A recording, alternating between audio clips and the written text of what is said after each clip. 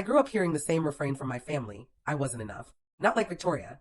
My older sister had always been the golden child, the standard I could never reach. She married a hedge fund manager, lived in the right neighborhood, belonged to the right clubs. I was just Emma, the younger sister with the tech job. Nobody bothered to understand.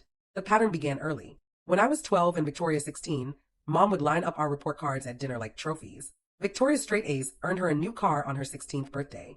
My straight A's earned a polite, "That's nice, dear," before Dad turned back to his steak. When Victoria got into Yale, they threw a party for 200 guests. When I got into MIT, Dad said, "Good safety school," and went back to reading his newspaper. That's when I learned to smile and stay quiet, to stop trying to make them see me. After college, I moved to San Francisco and started my career. My family assumed I was doing some low-level tech support job, maybe answering phones or fixing printers. They never asked for details, and I never corrected them. During holidays, they'd pat my shoulder and ask if I was still playing with computers. Meanwhile, Victoria married Bradley 3 years ago. The wedding cost $300,000. I wasn't a bridesmaid. Mom said it would look unbalanced next to Victoria's elegant friends. So I sat in the back row, clapped politely, and left before the reception. Last month, Victoria announced her pregnancy. Within hours, Mom was planning a baby shower at the Riverside Country Club, the most exclusive venue in town. Membership alone cost $50,000 a year, plus a $200,000 initiation fee. "We're having it at the club, of course," Victoria said during our weekly family Zoom call, perfectly lit, her hair and makeup camera ready. "Members and their families only. It's very exclusive." "Sounds lovely," I said from my tiny San Francisco apartment, the one they assumed was all I could afford. "You can come if you want," Victoria added lightly, her smile too polished. "Though I know the club isn't really your scene. It's upscale, sophisticated." Mom jumped in. "Maybe Emma would be more comfortable just sending a gift, dear. The club does have certain standards." I smiled. "I'll be there. Wouldn't miss it." Victoria's eyebrows lifted, just slightly. "Well, don't feel obligated. I know travel can be expensive." That was 3 weeks ago. I marked the date and said nothing more. The baby shower was set for Saturday. I flew in Friday night and checked into a modest hotel near the airport, exactly where they'd expect me to stay. Saturday morning, I drove to the Riverside Country Club.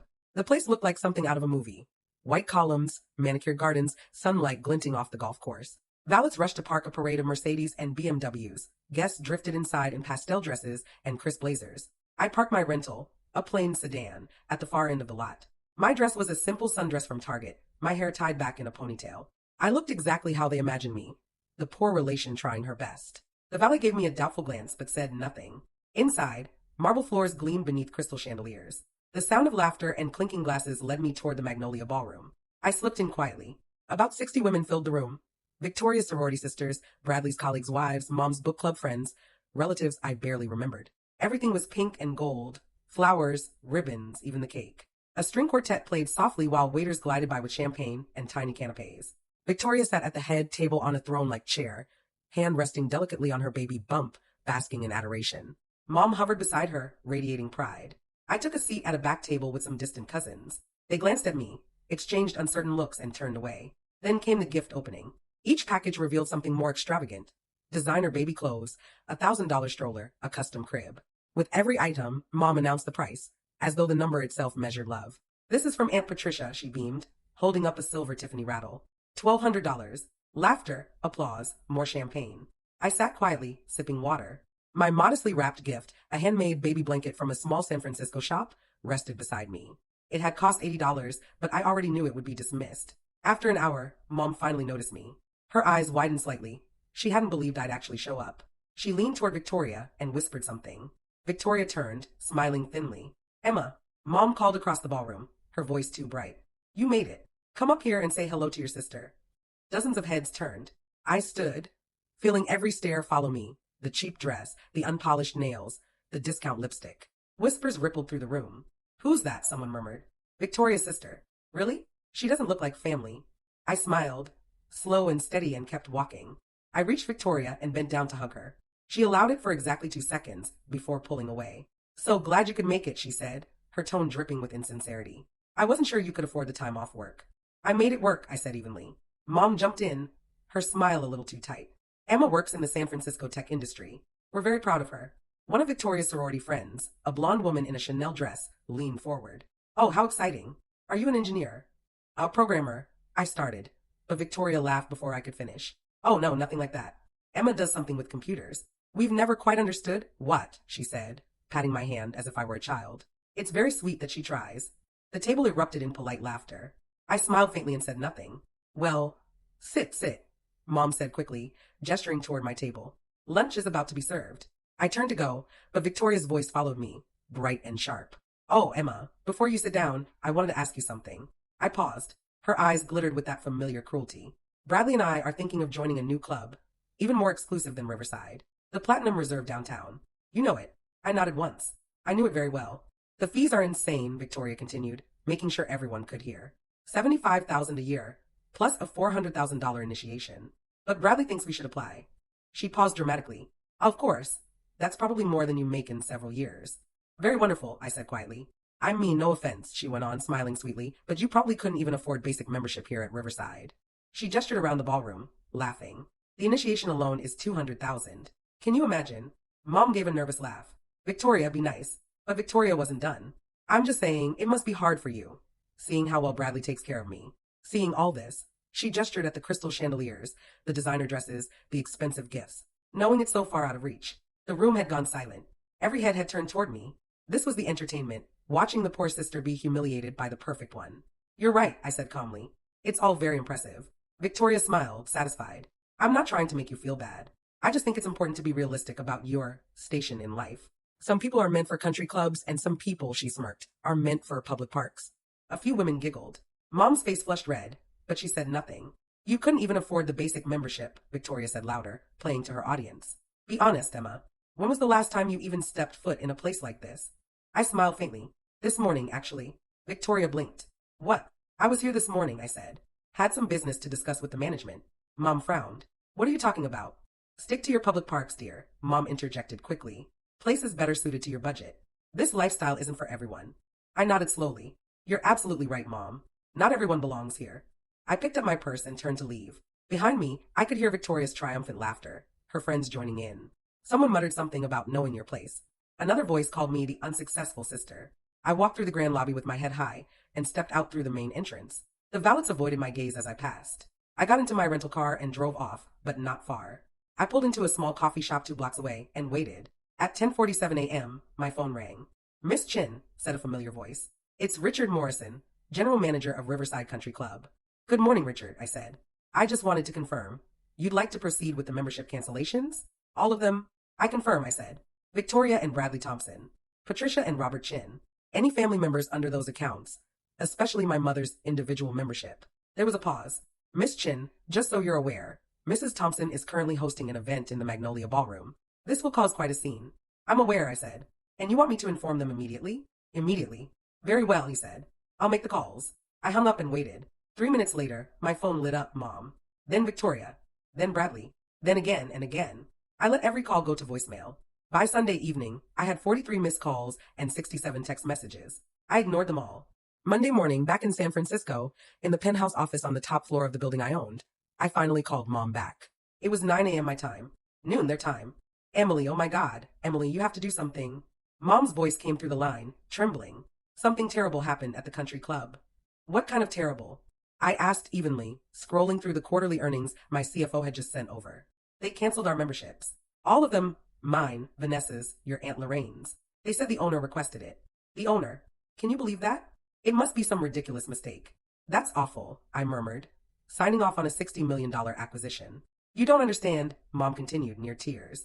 The manager, a man named Robert Hensley, called right in the middle of Vanessa's baby shower. In front of everyone. He said our memberships were revoked immediately and that we had to leave. They escorted us out, Emily. Like criminals. Everyone was staring. It was humiliating. I made a sympathetic hum and kept reading. Emily, you have to fix this, Mom pleaded. You work with computers, right? Maybe it's some kind of hack. Call someone, talk to the owner, anything. I don't think I can help, Mom. Vanessa's devastated. She's 8 months pregnant, for heaven's sake. And people are posting about it online. Someone even recorded it. That sounds stressful, I said softly. Mom's voice cracked. We've been members for over a decade. Your father used to golf there every Sunday. They can't just throw us out. Actually, I replied, setting my pen down, they can. The owner has the right to terminate memberships at any time. But who would do this? Who would be so cruel? I looked out at the San Francisco skyline through my office window. Mom, do you remember when I was 12 and got straight A's? You said, that's nice, dear, and then took Vanessa out to celebrate without me. There was silence. Or when I got accepted into Stanford and Dad called it a backup school. More silence. Or when Vanessa got married and I sat in the back row because you said I wasn't bridesmaid material. Emily, what does this have to? And do you remember yesterday when Vanessa told me I couldn't afford even the basic membership and you told me to stick to public parks? Emily, I bought Westbrook Country Club 6 years ago, Mom. I'm the owner. Silence. I've owned it since I was 28. I also own 4 other clubs, 3 resorts, and a dozen boutique hotels across the country. The luxury club Vanessa keeps bragging about? I own that too. It was so quiet I could hear her trying to breathe. My computer job, that nobody ever cared to understand. I started a software company at 23, sold it at 26 for $800 million. Then I started investing. Now my net worth's around $2.3 billion. Emily, Mom's voice broke. Robert Hensley, the manager who called you, he works for me. When he asked why the owner wanted to revoke your memberships, he was talking to me. I told him to do it during the baby shower. I wanted Vanessa to know, just once, what it feels like to be humiliated in public. Emily, please. I'm not done. My tone stayed calm. The memberships are permanently revoked. I've also instructed all my properties to blacklist your names. You're not welcome anywhere I own ever. You can't. I literally can. I own them. Emily, sweetheart, Mom said softly now, desperation creeping in. You're misunderstanding. We've always been proud of you. No, you haven't. And that's fine. I don't need your pride or your approval. I built everything I have without it. Vanessa's pregnant. She's your sister. How can you be so heartless? I let out a sharp, humorless laugh. Heartless? Mom. Yesterday she mocked me in front of 60 people, and you laughed. You've both been doing it my whole life. But now that there are consequences, I'm the cruel one. We didn't mean. Yes, you did. You always did. I just finally stopped caring. My office intercom buzzed. Ms. Lane, your 9:30 is here, my assistant said. I have to go, Mom. Investor meeting. I'm finalizing a deal for a Tahoe resort chain. Each property's worth about $40 million. More than Vanessa's husband probably makes in a year. But I'm sure you're still proud, right? Emily, wait. Don't call me again, I said quietly. Tell Vanessa her baby gift is in the mail. A handmade blanket from a small shop downtown. Cost $80. I'm sure she'll hate it, but maybe her daughter will learn someday that worth isn't about price. I hung up. The phone rang again immediately. I blocked Mom, then Vanessa, then her husband. By Tuesday, my inbox pinged with an email from Aunt Lorraine. Subject line, family emergency. She rambled about humiliation, gossip, and how Vanessa's social circle was in chaos. Someone had posted the video online. It was making the rounds among her friends and even her husband's co-workers. Please, Emily, she wrote. Have some mercy. She's pregnant. I deleted it. Wednesday, my head of security called. Vanessa and her husband had tried to storm my building. They were escorted out. Thursday, my attorney called. Ms. Lane, we received a letter from a Lorraine Evans. She's threatening to sue for defamation and emotional distress over the country club incident. I laughed. On what grounds? None. I told her lawyer as much. They won't file. Good. Friday afternoon, a courier delivered a handwritten letter to my office. Vanessa's handwriting, uneven, emotional. Emily, it began. I don't know what else to do. You won't pick up the phone. You won't see me. You won't listen. I need you to understand what you've done. The clip of us being thrown out of my baby shower has already been watched more than 1 million times. Someone uploaded it to TikTok with the caption, "Rich people get karma," and the comments are vicious. People are calling me spoiled, entitled, even a bully. Strangers dug up my Instagram and have been leaving cruel remarks on every photo. Bradley's firm is furious. They're worried the backlash will damage their reputation and cost them clients. My friends won't stop texting, demanding answers about who owns the club and why we were kicked out. How am I supposed to explain that my little sister, the one I always believed would never amount to anything, is actually a billionaire who owns the club and had us thrown out as payback? Mom is shattered. She cries every day. She says you've changed. That success has turned you cold and vindictive. I know I said ugly things at the shower. I know I hurt you. But did I really deserve public humiliation while pregnant? Did I deserve to have my reputation shredded? I'm sorry, Emma. I'm sorry I wasn't a better sister. Please undo this. Lift whatever ban you've put on us. Restore our memberships. Help me rebuild what's left of my name. I'm begging you. I read her message 3 times. Then I slipped it into my desk drawer and went back to my work. 2 weeks after the shower, Mom called from a number I didn't recognize. I picked up before realizing it wasn't blocked. Her voice was trembling. Emma, thank God. Please, sweetheart, listen to me. I told you not to call. I know. But just hear me out. Victoria went into early labor. The doctors think the stress caused it. She had the baby yesterday. A healthy 7-pound girl. But Emma, Victoria isn't okay. She won't eat. She won't hold the baby. She just lies there, crying. I stayed silent. The doctors say it's postpartum depression, made worse by everything that's happened. Emma, please. Whatever lesson you wanted to teach us, you've taught it. We understand now. We were wrong. We treated you terribly. But don't punish the baby for our mistakes. Don't punish Victoria when she's this vulnerable. I shut my eyes. What's the baby's name? Emma, Mom whispered. They named her Emma. I didn't speak for a long moment. Are you still there? Mom asked softly. I'm here. Please help us fix this. I don't care about the club anymore. I don't care about anything. I just want my daughter to be okay. I want my granddaughter to grow up in a family that isn't broken. I took a slow breath. The band stays. The memberships stay canceled. But I'll have my PR team handle the social media. They'll get the videos removed and control the story. It'll cost about $100,000. I'll pay for it. Oh, thank you. Thank you. I'm not doing it for you or for Victoria, I cut in. I'm doing it for the baby. She shouldn't grow up with viral videos of her mother's humiliation. But make no mistake, nothing else changes. You and Victoria made your choices. You chose to treat me like nothing for 32 years. You chose to mock me publicly. Actions have consequences. We understand, Mom said quickly. We do. And Emma, for what it's worth, I'm so proud of you. Of what you've accomplished. Don't, I said sharply. Don't you dare say you're proud of me now. You had 32 years to be proud, to see me, to treat me like I mattered. You didn't. You don't get to be proud of me now just because you know I'm worth $2 billion. That isn't love. That isn't family. That's opportunism. Emma, send me a picture of the baby. I'll send a gift. A real one this time. A trust fund. $5 million. Available when she turns 25. Maybe it'll give her the freedom to be herself without trying to live up to impossible standards. Mom was sobbing harder. That's too generous. You don't have to. I'm not doing it for you, I said again. I'm doing it for her. She deserves a better family than the one we had. I hung up before she could respond. That evening I sat in my penthouse, the one my family had never been invited to, staring out at the San Francisco skyline. My phone buzzed with a message from an unknown number. It was a photo of a tiny baby girl with dark hair and my eyes, wrapped in a hospital blanket. Another text followed. Her full name is Emma Patricia Chin Thompson. Thank you for the trust fund.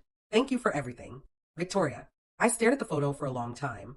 Then I forwarded it to my attorney with instructions to set up the trust and add a clause. Starting at age 12, the child would receive financial literacy education funded by the trust. She would learn about money, investing, independence. She would learn that her worth wasn't tied to her family's opinion. She would learn what I had to teach myself.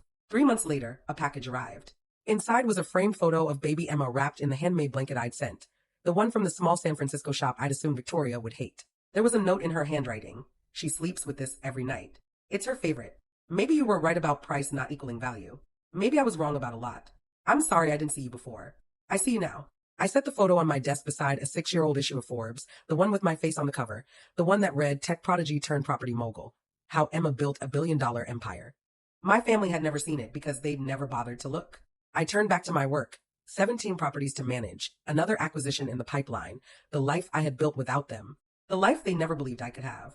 And every morning when I walked into my office at Riverside Country Club, the one I still owned, the one they could never enter again, I smiled. Because I had finally learned that their inability to see my worth had never been a reflection of me. It had always been a reflection of them. And I didn't need their approval anymore. I never had.